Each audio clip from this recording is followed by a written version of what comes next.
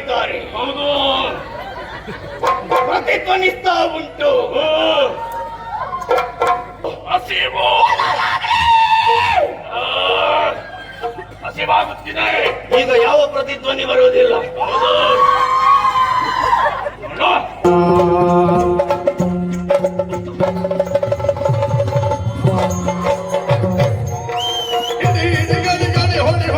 ನಿನಗೆ ಎಂತ ತಂದಿದ್ದೇನೆ? ಏನನ್ನು? ಆನೆಯ ಮೂಳೆಯನ್ನ ಕಟ್ ಮಾಡಿ ತಂದಿದ್ದೇನೆ. ಏನು ಮಾಡಿ?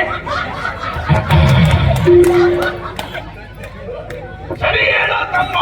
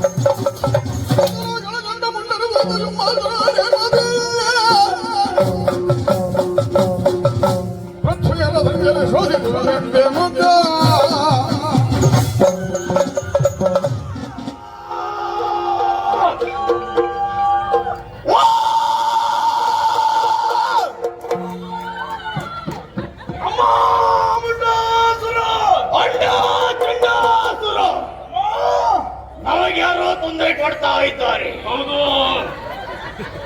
ಪ್ರತಿಧ್ವನಿಸ್ತಾ ಉಂಟು. ಎಲ್ಲಿಂದ ಬಂತು? ಎಲ್ಲಿಂದ ಬಂದದು? ಕೊಡುವವರು ಎರಡೆರಡು ಹೆಚ್ಚಿಗೆ ಕೊಡ್ತಾ ಇದ್ದಾರೆ ಪ್ರತಿಧ್ವನಿಯಾಗಿ. ನಾವೇನು ಸೌಕರ್ಯದವರೇ ಹೇಳು. ದೇವಿಯ ಗರ್ಭಾಪುದಿಯನ್ನು ಬೆಳಗಿಸಿ ಹುಟ್ಟಿಕೊಂಡವರು ಚಡ್ಡ ಮುಟ್ಟರು, ಚಡ್ಡ ವಿಕ್ರಮಿಗಳು, ಹೌದು. ವೀರರು, ಶೂರರು, ಧೀರರು, ವೀರರು. ನಾವು ನಾವಾಗಿ ಮೆರೆದಾಡುವುದಕ್ಕೆ ಕಾರಣ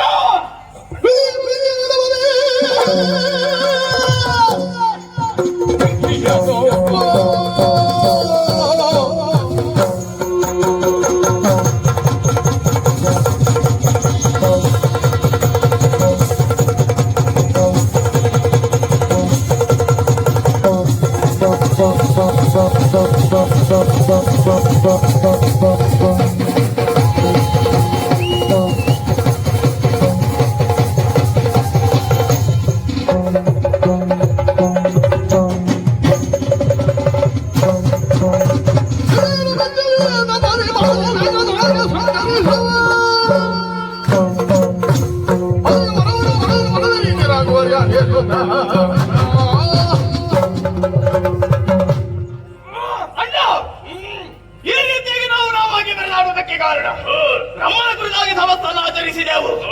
ಮೆಚ್ಚಿದ ಕೇಳಿಕೊಂಡಂತಹ ಅವರು ನಮ್ಮ ಬಾರಿಗೆ ಸಾವು ಬರದೇ ಇರಲಿ ಎನ್ನುವ ಹಾಗೆ ಲೋಕದಲ್ಲಿ ಹುಟ್ಟಿರುವಂತಹ ಪ್ರತಿಯೊಂದು ಜೀವಿಗೂ ಸಾವು ಕಟ್ಟಿಟ್ಟ ಬುದ್ಧಿ ಮಗನೇ ಎನ್ನುವ ಹಾಗೆ ಹೇಳಿದರು.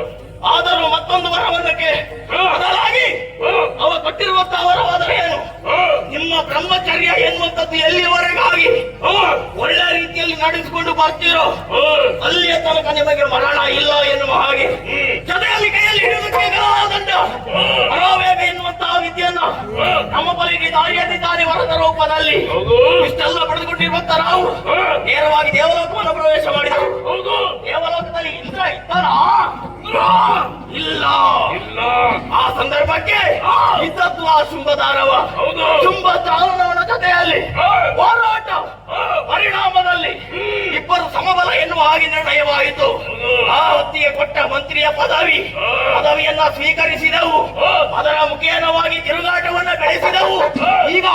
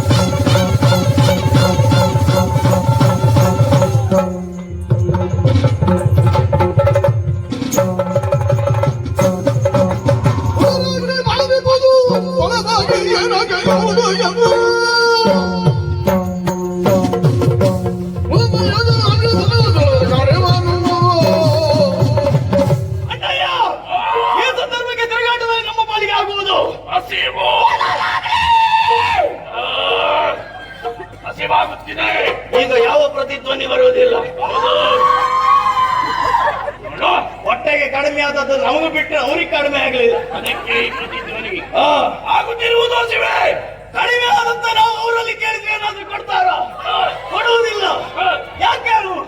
ಕೊಡುವುದಕ್ಕೆ ಎಲ್ಲಿಯಾದ್ರೂ ಒಂದು ಸ್ಥಳ ಬದಲಾವಣೆ ಮಾಡಿದ್ದೆ ಹೌದು ಅಂತಾರೆ. ಮತ್ತೊಂದು ಹೊತ್ತಿಗೆ ಆಸನ ಸಿಗುವುದಿಲ್ಲ ಅಂತ ಸರಿ ಗೊತ್ತಿರ್ತವ್ರೆ. ಸಾಗರ ಇದು. ಅಣ್ಣಯ್ಯ ಉದರಾಗ್ನಿ ಬಾಧಿಸ್ತಾ ಉಂಟು. ಹಸಿವೆ ಆಗುತ್ತಾ ಇದೆ. ಹಸಿವೆಯ ಪರಿಮಾರ್ಜನೆಗೆ ಬೇಕಾಗಿ ಏನು ಮಾಡೋಣ? ಮಾಡಬೇಕಾದದ್ದು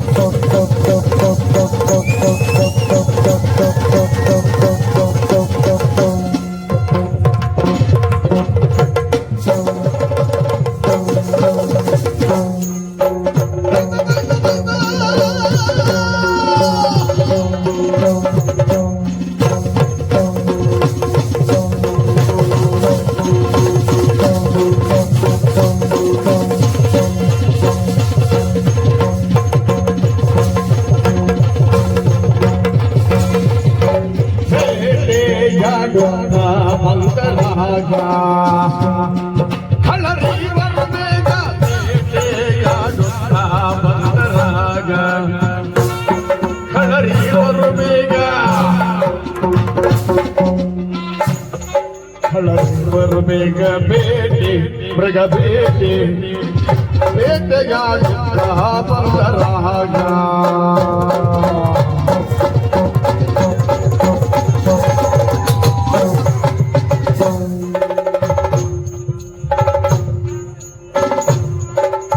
ಬೇಟೆಯಾಡ ಬಂದರಾಗ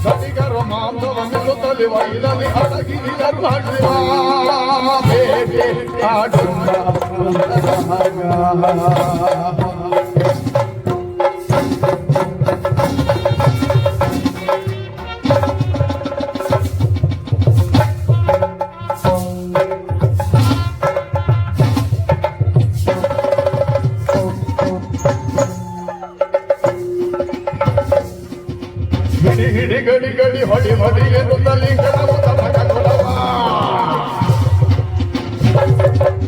ಸಹಿದರು ಮಾಂಸವ ಬೆರುತ್ತಲಿ ಬಹಿಲದಿ ಅಡಗಿದಿದರು ಹಸಿವ ಬಂದರಾಗ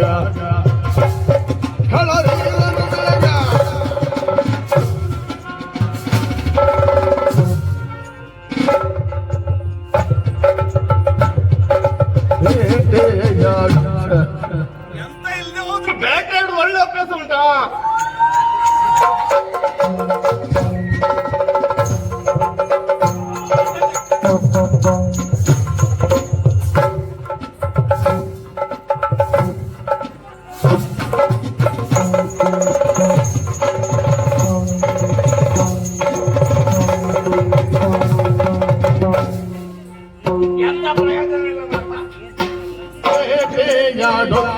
ಪರಕರಾಗ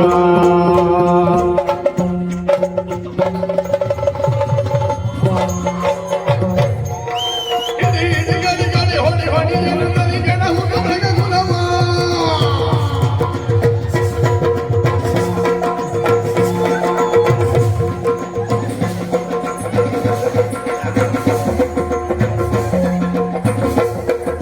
ನದಿಗರು ಮಾನವ ನಿಲುಕಲಿ ಬಹಿಲದಿ ಅಡಗಿಸಿದರು ಹದಿವಾ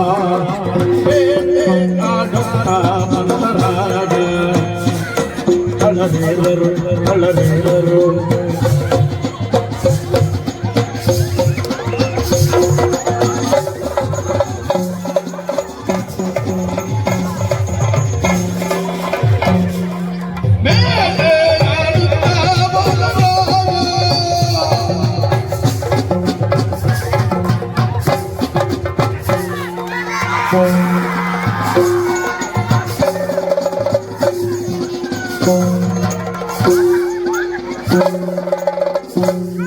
ಹಳನೇವರು ಬೇಗಯಾಗುತ್ತಾ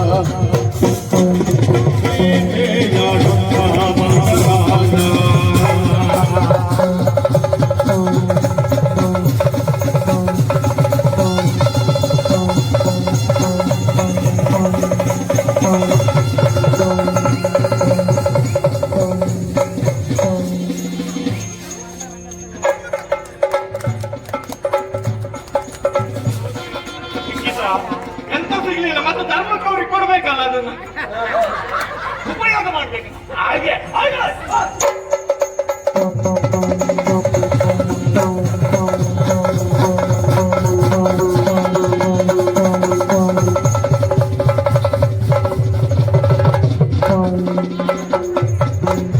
ಹಳರು ಮೃಗ ಮಾಂಸವನು ಮೆಲುತ್ತಲಿಗೆ ಮೃಗ ಮಾಂಸವನು ಮೆಲುತ್ತಲಿ ಕೆಲರಿಗೊಂದು ವಶಮವನು ಬೆಳ್ಳಿನು ತಾಗ ಬರಲು ಕದಂಬಾವನದೆಡೆಗೆ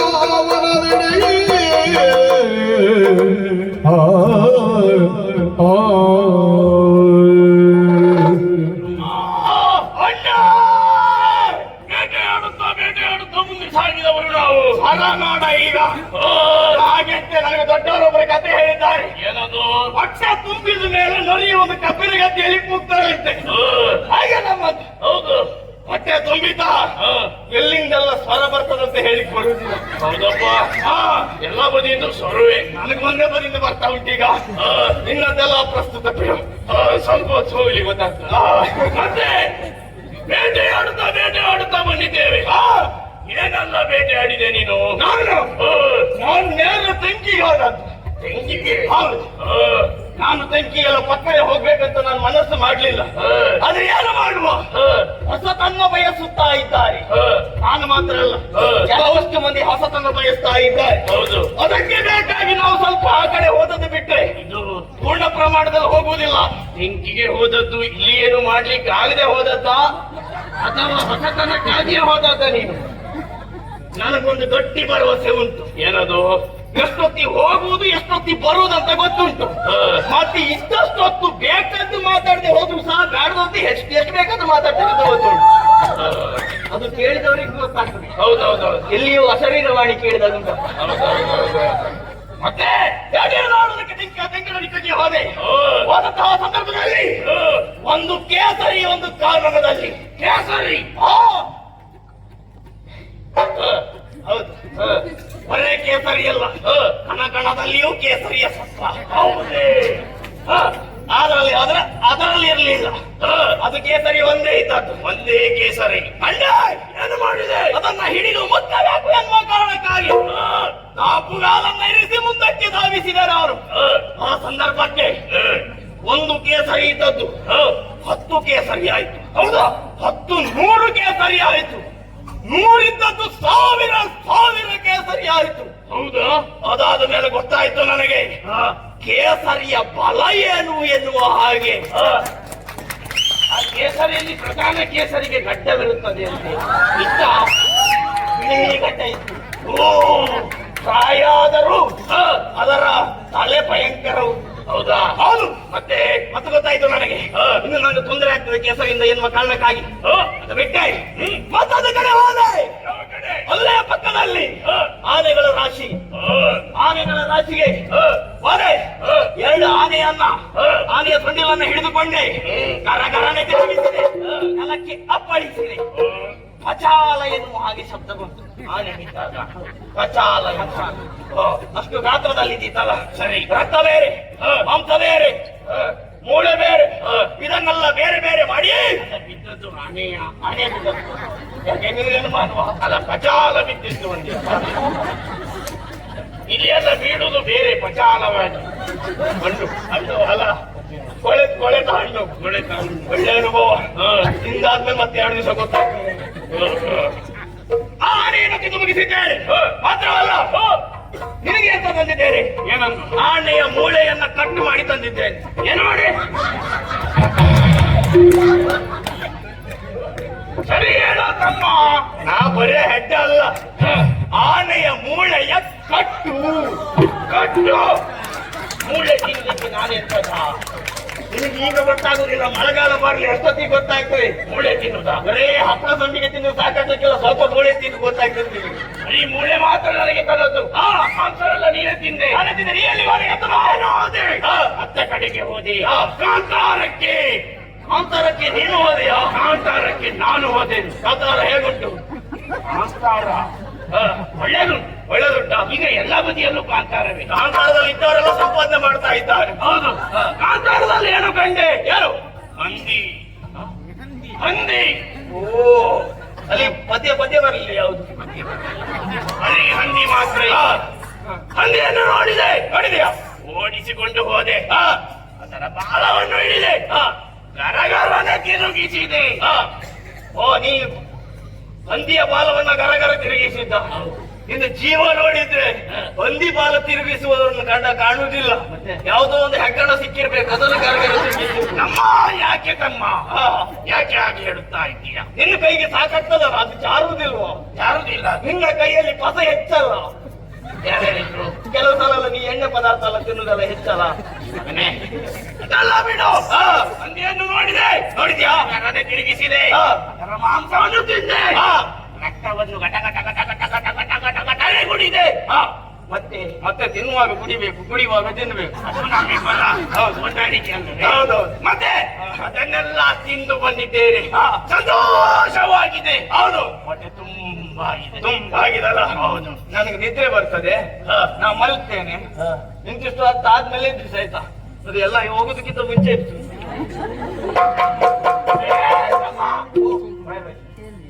ಇನ್ನ ಹಳೆ ಚಾಳಿಯನ್ನು ಇನ್ನು ದುಡ್ಲಿಲ್ಲ. ಯಾಕೆ ನಿದ್ದೆ ಮಾಡುವುದು, ಅಷ್ಟಷ್ಟು ಹೊತ್ತಿಗೆ ಏಳುವುದು, ನಾನು ಇಲ್ಲೇ ಒಂದು ಅಪ್ರಸ್ತುತ 4 ಮಾತನಾಡುವುದು, ಹೋಗುವುದು, ಇದೆಲ್ಲ ಮಾಡ್ಕೊಂಡು ಬಂದದ್ದು ನೀನು. ನಾನು ಇದ್ದೆ. ಇನ್ನಾದರೂ ಸರಿಯಾಗಬೇಕು ನೀನು. ನನಗೆ ಗೊತ್ತುಂಟು ಅಣ್ಣ, ಈ ಕ್ಷೇತ್ರಕ್ಕೆ ಬಂದ ಮೇಲೆ ಸರಿಯಾಗಲೇಬೇಕು.